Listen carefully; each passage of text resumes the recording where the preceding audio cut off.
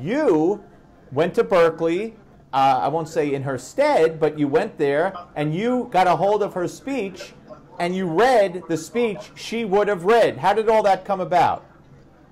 I spoke to her on the phone quite a bit, and I begged her to come, but she said, no, it's over, it didn't work out. And I kind of understand her mentality. You know, you write, what is it now, 10 bestsellers, you sell millions of books. You should be treated with a little more respect when it comes to the epicenter of free speech, Berkeley, the place where it all began in America. And she wasn't getting treated like that, and she just said, you know, we're not doing it anymore. Berkeley backed out, Young Americans for Freedom acquiesced was her word. And so I said, well, give me the speech and I'll go down and read it because I can't have this victory for them. I just couldn't live with it. I need the history books to say that her speech happened. Now, you can say, well, it happened, but it wasn't her saying it. Okay, as long as there's some obfuscation there, I'm happy. It can't go in the books as a victory for them. Okay, so you read the speech, and what was the crowd like, and what was the security like, and you know, because there were threats of violence for that event as well. Oh yeah.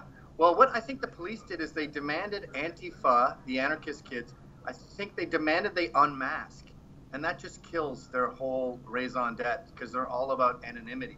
So when you take away their masks, they have to be themselves, and so they were sequestered into a corner.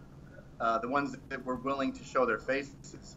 And then the mob that was surrounding me was Oath Keepers, Proud Boys, Alt Knights, like 150 people facing away from me because they were there for safety. So it's the only speech I've ever done where I was looking at mostly backs. And they did make sure we were safe. We went there, did the speech, good reception, had a great time. I was whisked out of there like I was Diana Ross or something. People were screaming my name. I had to be thrown into a Chevy S10 Blazer. And then we went to some bar and just got drunk and beat each other up for our Proud Boys initiative. I'm not sure if Diana Ross would need to be whisked away anymore, but nonetheless, you made a comment, I believe, if I could believe the press, that you said you were a little disappointed that Coulter's speech wasn't more hard-hitting. Well, I actually thought it was too hard-hitting. Maybe that they got that backwards. But at one point she goes, the problem with immigrants is 50% of them are on welfare. She goes, what if you were buying food and 15% of it had rat feces in it? And then the next line is, we don't need any more rat feces. And I was like, Anne, could you have chosen a slightly less incendiary analogy than immigrants are rat feces? But that's Anne. She talks in public the way she talks in bars. And my job was to talk the way Anne talks in public. And I did.